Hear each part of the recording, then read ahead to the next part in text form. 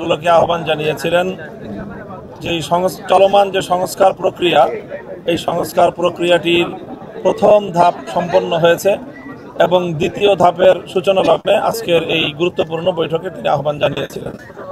আমরা জানি যে জুলাই আগস্ট বিপ্লবের পরে বাংলাদেশে সংস্কারের যেই কথাটি খুব জোরে সোরে সামনে আসে এবং সকলেই এই সংস্কারের দাবি জানায় বা সংস্কারের এই চাহিদা বা সকলের কাছেই এই বাংলাদেশে একটি ব্যাপক ভিত্তিক সংস্কার সাধিত হোক এই অভিপ্রায় সকলেরই ছিল। সেই জায়গা থেকে ইন্টারিম গভর্নমেন্ট 6টি সংস্কার কমিশন গঠন করে দিয়েছে। সেই 6টি কমিশনই তারা তাদের সংস্কারের জন্য প্রস্তাবনা তারা তৈরি করেছে। সেই প্রস্তাবনা নিয়ে এখন জাতীয় ঐক্যমত গঠন করার জন্য 6টি কমিশনের প্রধানদেরকে নিয়ে মাননীয় প্রধান উপদেষ্টার নেতৃত্বে জাতীয় ঐক্যমত্য কমিশন গঠন করা হয়েছে। সেই কমিশনের আগামী দিনের কার্যক্রম পরিচালনার যে রূপরেখা সেটি ঘোষণা করা হয়েছে আজকে, এবং সেই আগামী দিনের কার্যক্রম পরিচালনার একটি উদ্বোধনী প্রোগ্রাম ছিল আজকে, অনেকটা এই ধরনেরই আজকের আয়োজন। তো সেখানে 6টি কমিশনের পক্ষ থেকে যে প্রস্তাবনাগুলো তৈরি করা হয়েছে সেই প্রস্তাবনাগুলোর ভিত্তিতে তারা আমাদেরকে জানিয়েছেন যে সকল রাজনৈতিক দলগুলোকে ইন্ডিভিজুয়াল আলাদা আলাদা সকল রাজনৈতিক দলগুলোকে ডাকবেন এবং তাদের সঙ্গে মত বিনিময় করবেন এবং তাদের কাছে এই প্রস্তাবনাগুলো কমিশনের প্রস্তুতকৃত প্রস্তাবনাগুলো তাদের কাছে দেয়া হবে আগে। তারা এটাকে অ্যানালাইসিস করবেন, করে তারপরে প্রত্যেক দলের পক্ষ থেকে এই প্রস্তাবনাগুলো সম্পর্কে দলীয় প্রস্তাবনা এবং দলীয় পরামর্শ মতামত ব্যক্ত করা হবে। এবং সেই ভিত্তিতে প্রধান উপদেষ্টা একটা টাইম ফ্রেম তিনি ঘোষণা করেছেন যে আগামী আশা করা যায় যে 6 মাসের মধ্যে দ্বিতীয় ধাপ সম্পন্ন হয়ে সংস্কারগুলো ঐক্যমতের ভিত্তিতে সাধিত হবে। সংবিধান সংস্কার হবে, নির্বাচন ব্যবস্থা সংস্কার হবে, বিচার এবং পুলিশ সহ অন্যান্য যে বিষয়গুলোতে সংস্কারের জন্য কমিশন গঠন করা হয়েছে সকল সংস্কারগুলো সম্পন্ন হবে, এটা আশা করা হচ্ছে। আজকে আলোচনার মধ্যে রাজনৈতিক দলগুলো আরেকটা বিষয় ব্যাপকভাবে আলোচনায় নিয়ে এসেছিল, সেটি হলো জাতীয় নির্বাচনের আগে স্থানীয় সরকার নির্বাচন।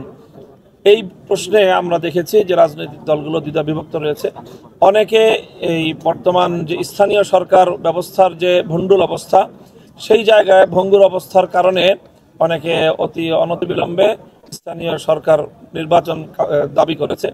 আবার অনেক রাজনৈতিক দল তারা বলেছে জাতীয় নির্বাচনের আগে যদি এই মুহূর্তে স্থানীয় সরকার নির্বাচনের দিকে যাওয়া হয় তাহলে এটি একটি সিভিল ওয়ার দিকে পরিবেশ চলে যেতে পারে।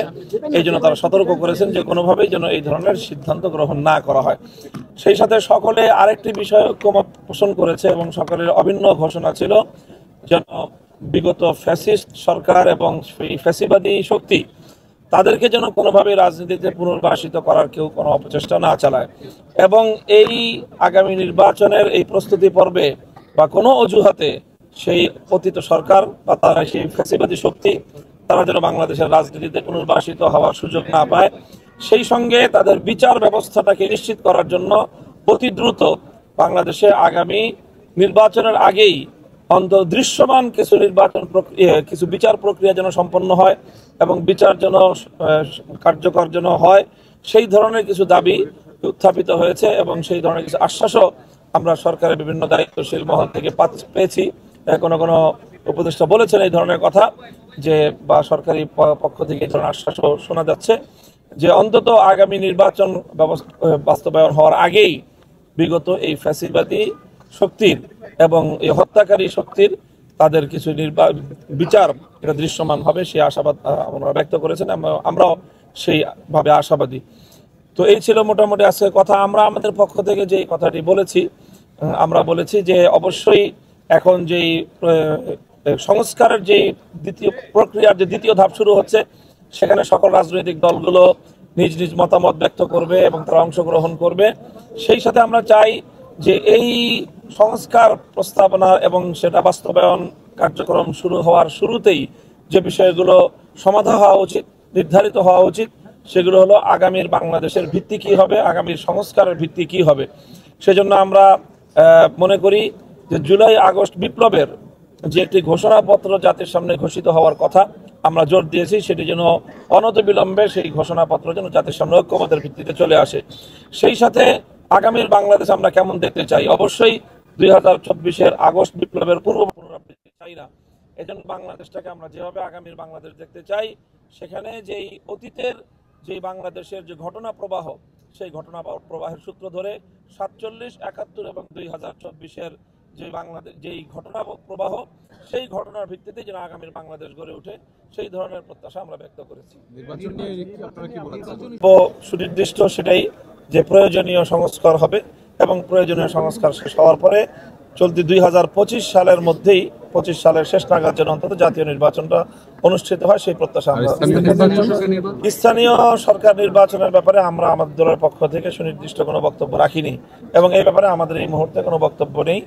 আমরা মনে করি যে এই ব্যাপারে রাজনৈতিক দলগুলোর ঐক্যমত হওয়া প্রয়োজন। এরপরে স্থানীয় সরকারের নির্বাচন আগে বা পরে হওয়া, এটা কোনোভাবেই রাজনৈতিক দলগুলোর মতবিরোধ সহ এই নির্বাচনের দিকে দেশ যাওয়া কোনোভাবেই উচিত হবে না। সালাম আলাইকুম।